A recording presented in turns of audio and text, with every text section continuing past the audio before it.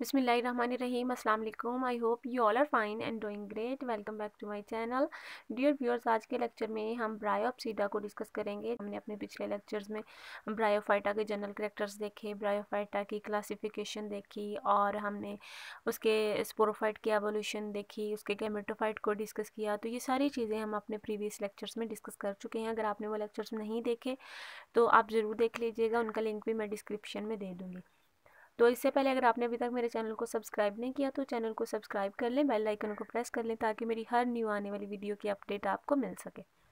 तो lecture start करते हैं। ब्रायोप्सीडा, जिन्हें मोसिस भी कहा जाता है, ये ब्रायोफाइटा की एक सब डिवीजन है। ओके, तो सबसे पहले हम इसका हैबिटेट देख लेते हैं। तो जो मोसिस होते हैं ये लीवरवॉर्ट्स की तरह डैम्प प्लेसेस में रहते हैं। ओके, लेकिन ये ड्राई कंडीशन में भी ज़िंदा रह सकते हैं, जबकि लीवरवॉर्ट्स खुश्की पर मर जाते हैं। खुश्की वाली इन्वायरमेंट में लीवरवॉर्ट्स ज़िंदा नहीं रह सकते, लेकिन मोसिस खुश्की वाली इन्वायरमेंट में ड्राई कंडीशन में ज़िंदा रह सकते हैं। इवन वो ड्राई कंडीशन में ग्रो भी कर सकते हैं। ओके, लेकिन आमतौर पर जो मोसिस होते हैं ये मॉइस्ट प्लेसेस पर ही रहते हैं, क्योंकि इनको अपनी रिप्रोडक्शन के लिए वाटर रिक्वायर्ड होता है। पानी के बगैर आपको पता है कि इनकी रिप्रोडक्शन नहीं हो सकती, क्योंकि इनके जो स्पर्म्स होते हैं उन्होंने पानी में स्विम करके आर्चिगोनियम तक जाना होता है। तो इस वजह से इनको पानी की ज़रूरत होती है अपनी रिप्रोडक्शन के लिए। और जो मोसिस होते हैं ये आमतौर पर मैट्स और कुशन्स की फॉर्म में ग्रो करते हैं। लाइक ज़मीन की जिस जगह पर मोसिस होते हैं, हमें ऐसे लग रहा होता है कि जैसे मोसिस की चटाइयाँ बिछी हुई हैं, फुल ग्रीनरी होती है वहाँ पर। और कुछ ऐसी जगह होती है जहाँ पर मोसिस बहुत ज़्यादा ग्रो कर जाते हैं, कुशन्स की फॉर्म में, तकिए की फॉर्म में हमें नज़र आते हैं। तो इस वजह से इनके बारे में कहा जाता है कि ये मैट्स और कुशन्स की फॉर्म में ग्रो करते हैं।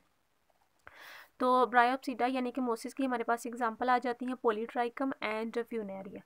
अब हम देख लेते हैं इसका गैमेटोफाइट। तो जो अडल्ट प्लांट होता है मोसिस का, वो गैमेटोफाइट होता है। इसमें स्टेम लाइक स्ट्रक्चर होती है, लीफ लाइक स्ट्रक्चर होती है और रूट लाइक स्ट्रक्चर होती है। जैसे कि आपको पता है कि मैंने आपको बताया था इसका डिफरेंस भी अपनी प्रीवियस वीडियोस में, कि stem like structure, root like structure या लीफ लाइक स्ट्रक्चर हम इसको क्यों कहते हैं, क्योंकि जब भी किसी भी प्लांट में हमें इस तरह की स्ट्रक्चर नज़र आए जो हमें लग रहा हो कि ये स्टेम है, जो हमें लग रहा हो कि ये लीव है, तो लेकिन वो ट्रू लीव्स ना हो। ट्रू लीव्स किस फॉर्म में नहीं होंगे, क्योंकि अगर उनमें वेस्कुलर बंडल्स प्रेजेंट ना हो तो फिर वो जो हमें स्ट्रक्चर नज़र आ रही है वो true leaves, true stem and true root नहीं है। उसको हम स्टेम लाइक, लीफ लाइक या रूट लाइक तो कह सकते हैं। और ये तो मेन फीचर है डिवीजन ब्रायोफाइटा का, कि इनमें वेस्कुलर बंडल्स प्रेजेंट नहीं होते। तो यहाँ पर मोसिस में जो हमें स्ट्रक्चर नज़र आएगी, हम ये कहेंगे कि ये स्टेम लाइक स्ट्रक्चर है, लीफ लाइक स्ट्रक्चर है और रूट लाइक स्ट्रक्चर है। और आपको पता है ब्रायोफाइटा में जो रूट लाइक स्ट्रक्चर होता है उन्हें राइजाइड्स कहा जाता है। अब हम देख लेते हैं इसके सेक्स ऑर्गन्स। तो archegonia and antheridia different branch पर डिवेल्प होते हैं। ओके, मोसिस का ये फीचर है कि इनमें archegonium and antheridia same branch पे डिवेल्प नहीं होंगे, डिफरेंट ब्रांच पे डिवेल्प होंगे। ऐसा हो सकता है कि एक प्लांट की दो डिफरेंट ब्रांच पे आर्चिगोनियम एंड एंथ्रीडिया प्रेजेंट हों।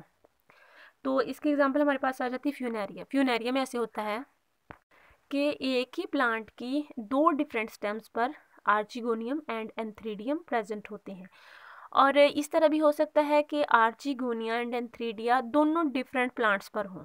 ओके, तो इसकी एग्जांपल हमारे पास आ जाती है पॉलीट्राइकम। पॉलीट्राइकम में ऐसे होता है कि जो आर्चिगोनियम एंड एंथ्रीडियम होते हैं ये डिफरेंट प्लांट्स पर होते हैं। ओके, नेक्स्ट हमारे पास आ जाता है पैराफाइजिस। पैराफाइजिस क्या है कि आर्चिगोनिया और एंथ्रीडिया क्लस्टर की फॉर्म में प्रोड्यूस होते हैं। ओके, एक गुच्छे की फॉर्म में प्रोड्यूस होते हैं। मतलब एक डिस्क लाइक शेप होती है, उसके अंदर एक पूरा गुच्छा बना हुआ होता है, पूरा क्लस्टर बना हुआ होता है आर्चिगोनियम का। मतलब काफ़ी सारे आर्चिगोनिया उसमें प्रेजेंट होते हैं और उनके दरमियान में हेयर लाइक स्ट्रक्चर प्रेजेंट होती है। अब जो हेयर लाइक स्ट्रक्चर है वो स्टीराइल है। स्टीराइल का मैंने आपको बताया था कि वो चीज़, हर वो ऑर्गन जो रिप्रोडक्शन में इन्वॉल्व नहीं होता वो स्टीराइल कहलाता है। ओके, तो आर्चिगोनियम के दरमियान में जो हेयर लाइक स्ट्रक्चर होती है वो स्टीराइल है। अब उसका काम क्या है?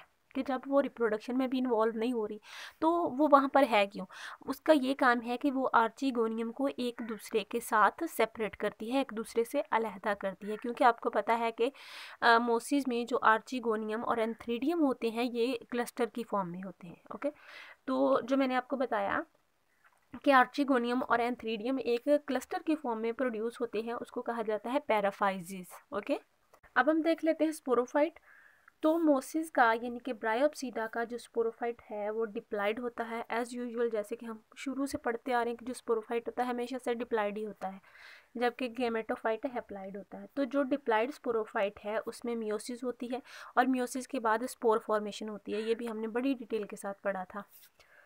तो यहाँ पर क्या हो रहा है कि स्पोरोफाइट में मियोसिस होगी, देन स्पोर्स प्रोड्यूस होंगे, लेकिन यहाँ पर एक मेन डिफरेंस आ रहा है कि स्पोर प्रोडक्शन के बाद, स्पोर फॉर्मेशन के बाद एक हमारे पास प्रोटोनिमा स्ट्रक्चर बनेगी। ओके, जैसे कि हमने जब ब्रायोफाइटा को डिस्कस किया था, उसकी जनरल कैरेक्टर्स को देखा था, तो उसमें हमने ये डिस्कस किया था कि स्पोर फॉर्मेशन के बाद गैमेट्स बनेंगे। ओके, स्पोर फॉर्मेशन होगी, उन स्पोर्स से गैमेट्स बनेंगे, फिर डायरेक्टली गैमेटोफाइट जनरेशन बन जाएगी। लेकिन मोसिस के केस में, ब्रायोप्सीडा के केस में ऐसा नहीं होगा। यहाँ पर स्पोर फॉर्मेशन के बाद एक और स्ट्रक्चर बनेगी, स्पोर जर्मिनेट करेंगे और एक एल्गल लाइक स्ट्रक्चर में डिवेलप कर जाएंगे जिसे प्रोटोनिमा कहा जाता है। ओके, फिर वो जो प्रोटोनिमा है उसके ऊपर बडिंग बनेगी और उसके बाद उस बडिंग से हैप्लाइड मोस प्लांट बनेगा। ओके, तो मोसिस का ये मेन फीचर है कि इसमें जो स्पोर्स होते हैं वो जर्मिनेट होने के बाद प्रोटोनिमा बनाते हैं और प्रोटोनिमा के ऊपर बडिंग बनती है और फिर उस बडिंग से हैप्लाइड मोस प्लांट बनता है। ओके, ये जो फीचर है ये मोसिस को बाकी जो ब्रायोफाइटा की सब डिविजन्स हैं उनसे डिफरेंट करता है। ओके, देन हमारे पास आ जाता है क्लेप्ट्रा। तो क्लेप्ट्रा क्या होता है कि जो स्पोरोफाइट का कैप्सूल होता है उसकी कवरिंग को क्लेप्ट्रा कहा जाता है। ओके, स्पोरोफाइट का जो कैप्सूल होता है उसकी कवरिंग को क्लेप्ट्रा कहा जाता है और उस कैप्सूल से जब क्लेप्ट्रा उतर जाता है, रिमूव हो जाता है, तो फिर उसमें से स्पोर रिलीज होते हैं। ओके, तो ये हमारा आज का टॉपिक कंप्लीट होता है। अगर आपको कोई कन्फ्यूजन हो तो आप कमेंट सेक्शन में कमेंट करके मुझसे पूछ सकते हैं। Thank you for watching. अल्लाह हाफिज़, take care and best of luck.